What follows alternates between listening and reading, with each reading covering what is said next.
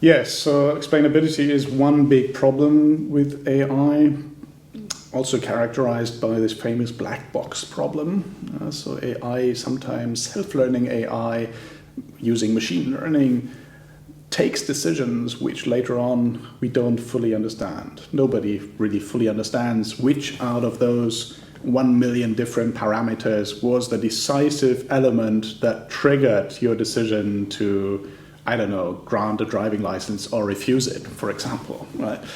And so that is problematic because if a public administrative body makes those decisions and later on does not know what was the criterion that my decision is based on, it's very difficult later on to challenge that decision. So we have a system of rule of law and a possibility of appeal, going to court, challenge a particular decision. I was refused my driving license, for example. And if you cannot later on explain, this is the reason why we rejected your application, why we refused your application for a driving license, then arguably that doesn't satisfy the principle of the rule of law. And therefore, a couple of colleagues, in particular from the administrative law side, go as far as to say that AI can never be used in the public administrative work.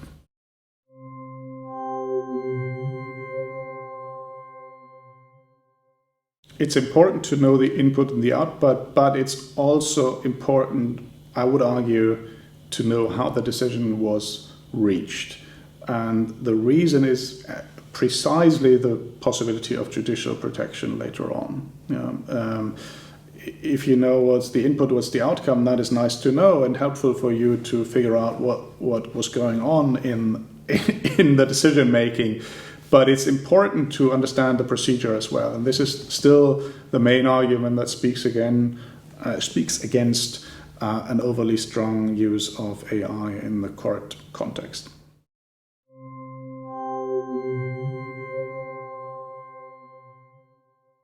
I think explainability is a very crucial factor in establishing trustworthiness, because trust is usually, and I hope this is not too philosophical, otherwise let me know, but usually trust only becomes important if you're not certain, but if it's also, you shouldn't be blindly trusting something. So it's usually in this spectrum between blind trust, where you randomly trust anything, or where you're absolutely certain. In all this spectrum, it's where trust is essential, also in our daily practice, even if we don't talk about AI. And explainability helps you to navigate where to place trust.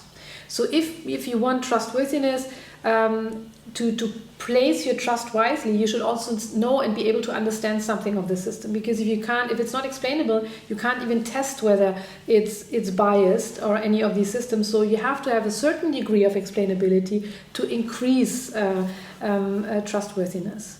Again, we have a definition problem here, because we don't know, at least from a quantifiable perspective, what trustworthiness is.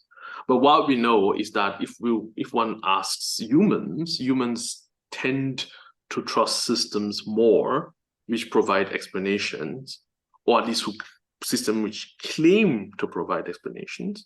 So yes, there's an absolutely positive correlation there. Yes, I do think that explanations are key to trustworthiness, but I will not be able to tell you foundationally what trustworthiness is also an open question.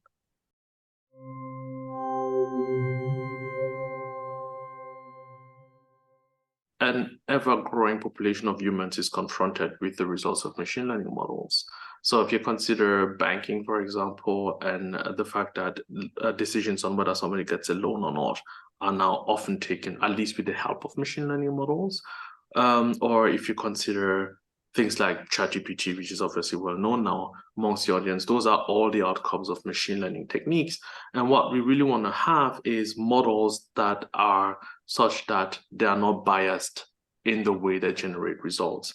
We've actually seen that in a lot of cases, that was the case. So there are a few studies which looked into how models actually performed and tried to explain how models came about the decisions that they actually took. And in some cases, it was blatantly clear that those models were either racists or basically used features which shouldn't have been used. And that's why that was basically the red flag which led to explainability being so important. Simply, we use more machine learning. We need to be fair in the way we use it.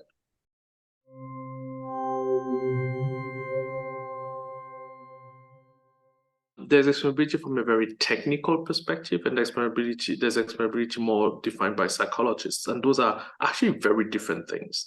So if we think about explainability the way computer scientists will understand explainability, which is most commonly a very technical definition thereof, then those models are black box models, but they can be made post hoc explainable, ergo that can be explained post hoc. And what we mean by that is that we can look into the models and actually ask the question, why do you behave a certain way for a certain data point? And that question we can answer with some degree of correctness. Now, if you are thinking about explainability the way psychologists, for example, define it, where they say that it is empowering the user to do something more post-explanation, then yes and no. Some users can actually understand the type of explanations which we generate, ergo feature vectors and the like, but most users cannot, and hence those models will not qualify as explainable for a large portion of the human population.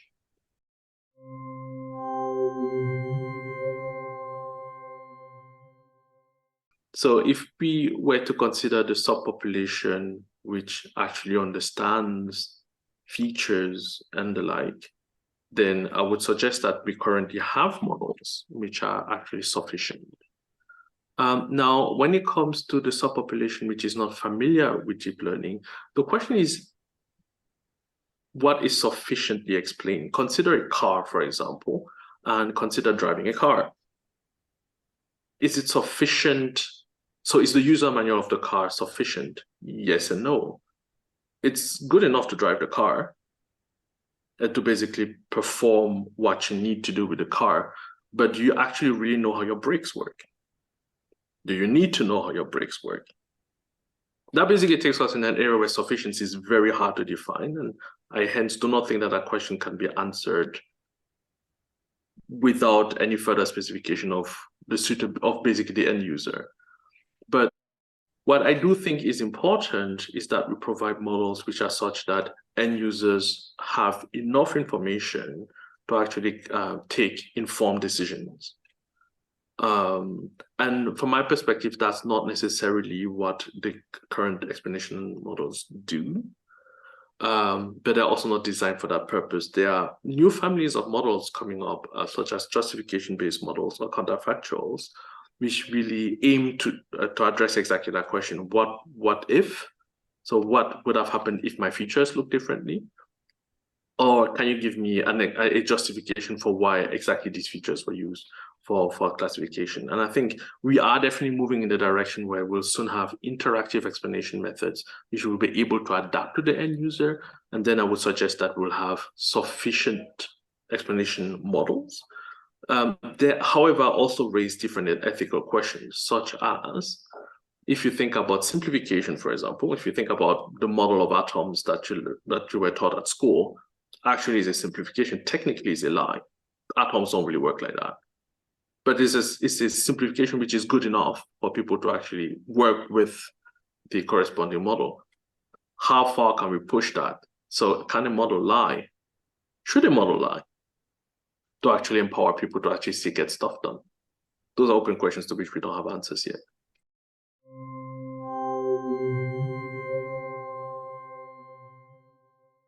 We grew up with cars, we've seen our parents using cars, and we basically think that we understand how they work when we don't.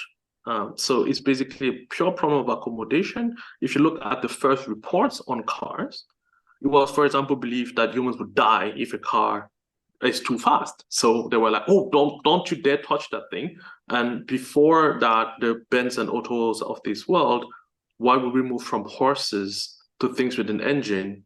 Read up the literature or the corresponding newspapers literature, it might be pushing it on the subject matter, and obviously that was the devil's work. It's a pure problem of accommodation. It's not really a problem that we can solve unless we put a chip in everybody's brain, which we don't want to do.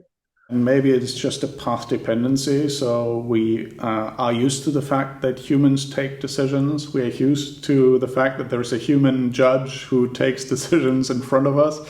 And we find it very appalling that those decisions are being taken by machines. Similar discussion around self-driving cars, right? We are used to the fact that there's a human driving, and even though we know that self-driving cars probably have a very much lower accident ratio than human drivers are, we don't trust them. So it's deeply rooted in our perception of life that we don't trust machines doing those sacred jobs, if you like. And maybe an approach could be to gradually phase in AI in small steps, so to enhance trust. You could also think about, once technology is ripe for it, to offer AI technology in administrative decision making or in judges as an alternative, right? So not to replace it. That would be creating lots of backlash in the population against it if you go that way and replace the human decision making by an AI. But if you just offer it as an alternative, if both parties agree, for example, in a court proceeding, to have an AI decision on it, or an AI adjudication on certain questions, and if the public is slowly becoming aware that those decisions are actually low cost, fast, unbiased and high quality, then public perception may change and people become much more willing to use technology in this field in the future.